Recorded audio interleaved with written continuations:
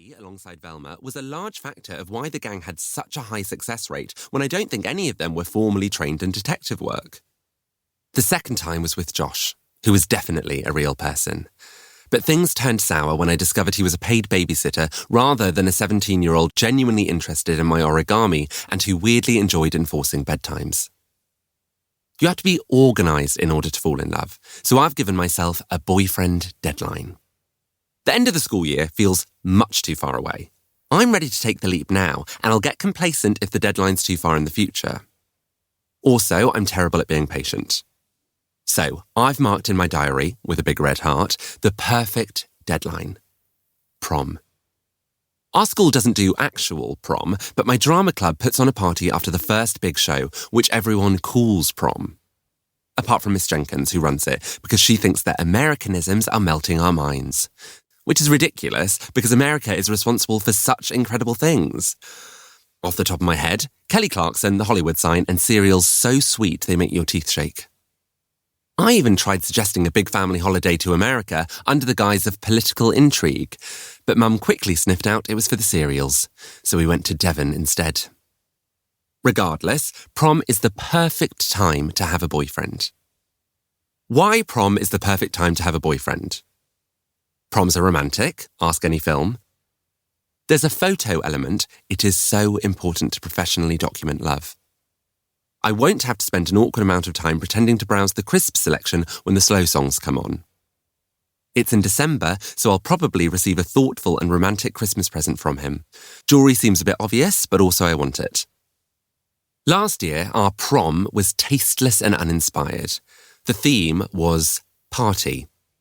It was my mission to convince Miss Jenkins, partly through pretending to cry, that this year it was integral to have a legitimate planning committee. Luckily, as I'm the only person who volunteered to be on the committee, I can essentially organise my own perfect night. Patrick, we're leaving at 7:45 on the dot. I'm snapped out of my daydream of slow dancing with a new boyfriend to the sound of my mum yelling at me from downstairs. Bugger. I spent too long trying to impress Jean-Pierre with my handwriting, and now I have ruined my life.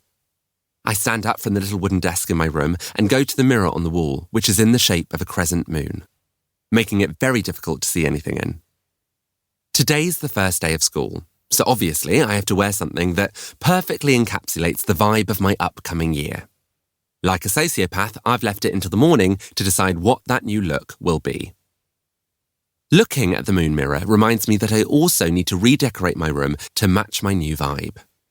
I can't have my future boyfriend coming upstairs, obviously expecting to see the bedroom of a sophisticated adult with warm neutrals, wicker storage baskets, and low lighting, and instead entering the bedroom of a child.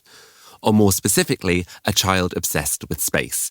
Because, alongside the moon mirror are star curtains, an astronaut figurine, a giant poster of the moon landing, and a hanging rotating model of the solar system. I don't even like space anymore. I just so happened to be obsessed with it when I was last allowed to redesign my room. Luckily, over the last week, I've managed to steal little touches that make my room seem more mature. A gingerbread-scented candle that my mum got for Christmas, one of the pillows from the sofa downstairs, and a lamp I found in the shed, which, unfortunately, gives me little electric shocks every time I turn it on. But it's worth it. "Did you hear me, Patrick?" Mum yells again. Ugh. I lean my head out into the landing. "It's Patch!" I shout. Another part of my rebrand is shifting from Patrick to Patch to feel more characterful and mysterious. As if I just don't have time to say Patrick. Patrick is the type of person to give his hand a hickey from practicing kissing too hard. True story, unfortunately. While Patch is the type of person to give other people tips on how to kiss while also smelling divine and having the perfect amount of rip on his ripped jeans. "Also," I continue over the sound of the coffee machine, "you're stressing me out and this is a really important day. You should be savouring this. Your child is going into lower sixth, a once-in-a-lifetime occasion." There's a pause while she waits for the coffee machine to stop whirring. "Apart from when Kath did it last year.